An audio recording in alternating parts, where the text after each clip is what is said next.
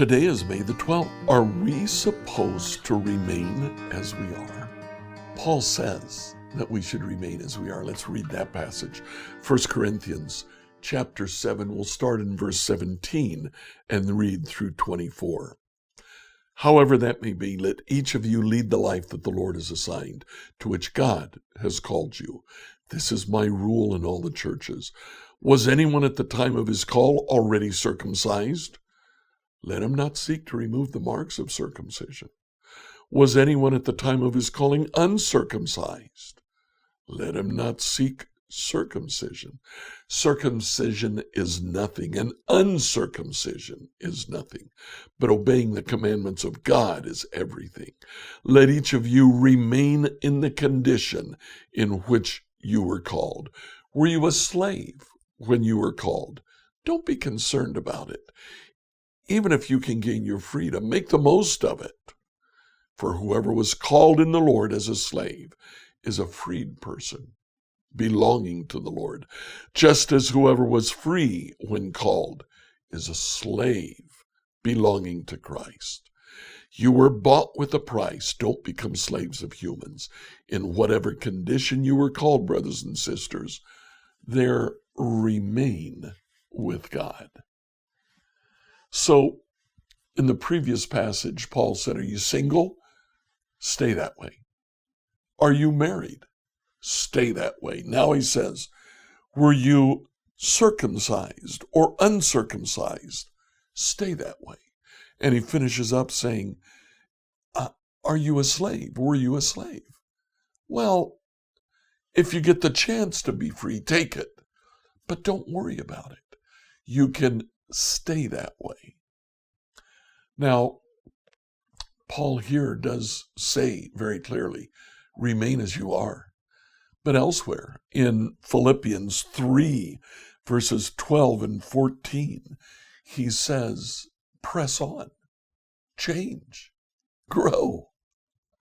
In Philippians 3:17, he says, imitate me. I am in the process of growing. So what is it? Stay as you are or press on and grow? All of these states that Paul is talking about here in Corinth, in Corinthians, reflect family bonds. Singleness, marriage, religious bonds through circumcision and uncircumcision. Even slaves were part of a household in Corinth. What Paul is really saying is, don't break the family bonds because you came to Christ. Instead, your new status with Christ may make the other members of the family holy, the children, the husband, the wife, the master, even the slaves. Don't break the bonds because there is a chance that they will be saved because of your witness to them. You know, throughout the Old Testament, following God was also a family decision. Let's read Deuteronomy 6, 1-9, and see what that says about family. Deuteronomy 6, verses 2-9, New Revised Standard Edition. So that you and your children and your children's children may fear the Lord your God all the days of your life, and keep his decrees and his commandments that I am commanding you, so that your days may be long. Hear therefore, O Israel, and observe them diligently, so that it may go well with you, and so that you may multiply greatly in the land flowing with milk and honey, as the Lord, the God of your ancestors, has promised you. Hear, O Israel, the Lord is our God, the Lord alone. You shall love the Lord your God with all your heart and with all your soul and with all your might.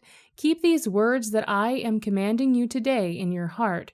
Recite them to your children and talk about them when you are at home and when you are away, when you lie down and when you rise. Bring them as a sign on your hand, fix them as an emblem on your forehead, and write them on the doorpost of your house and on your gates.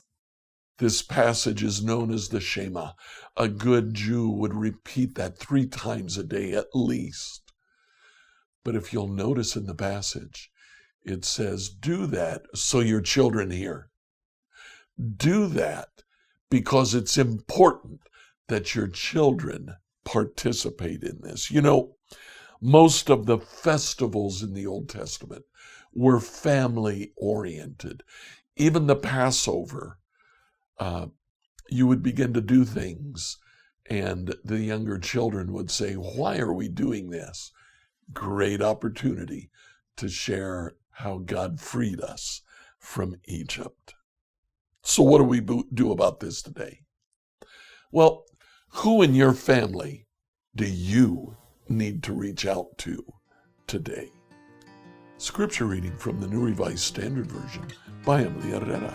Today I want to encourage you to read Scripture.